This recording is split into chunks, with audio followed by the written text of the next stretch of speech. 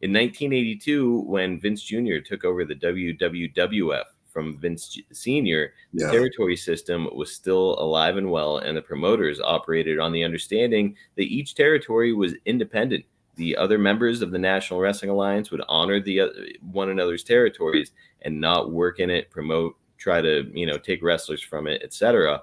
And Vince Jr. would separate from the NWA and go independent with Titan Sports.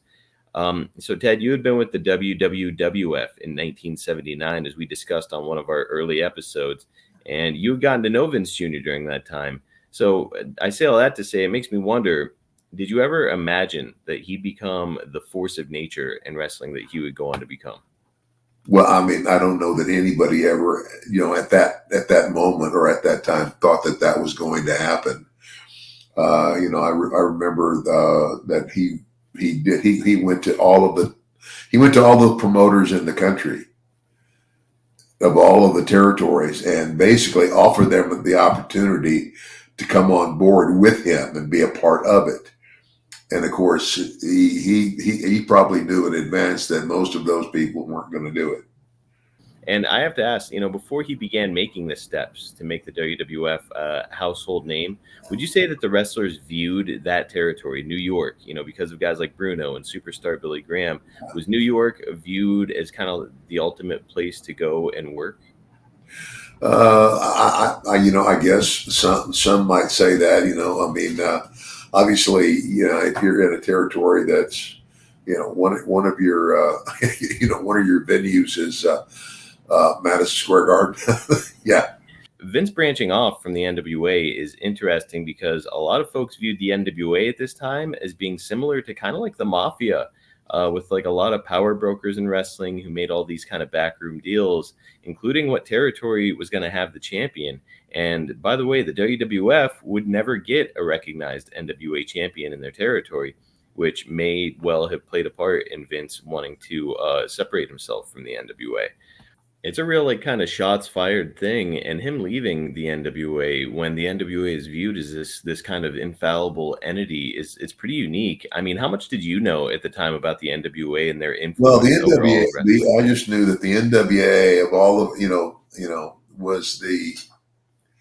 It's kind of like when you went to work in New York, they had their world champion. Well, their world champion was only.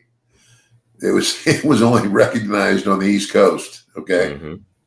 And then if you went to work for Vern Gagne, he had his own what was that? What do you call him? The AWA. AWA champion. The AWA World Heavyweight Champion, and then you had the but of all those belts, or the one that was most recognized was the NWA because the NWA.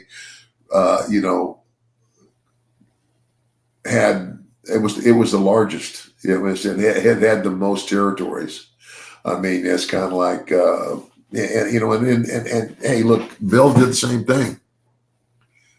Bill pulled out of the NWA, and made his own champion.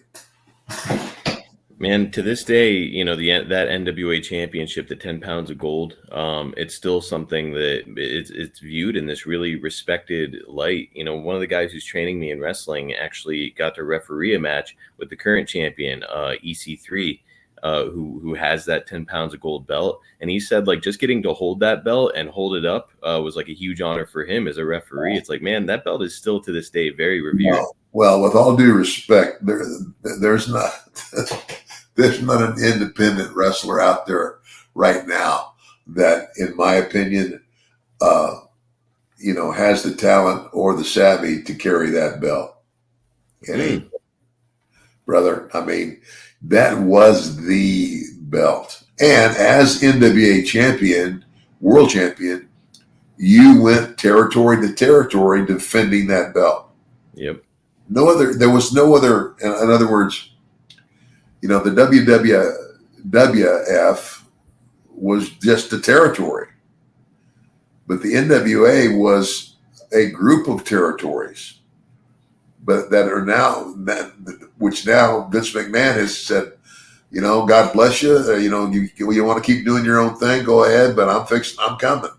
I'm going to come to your cities. I'm going to bring my own show. I'm going to bring my own crew, and that's it. And so, it was time to make a choice, and you had to make a choice.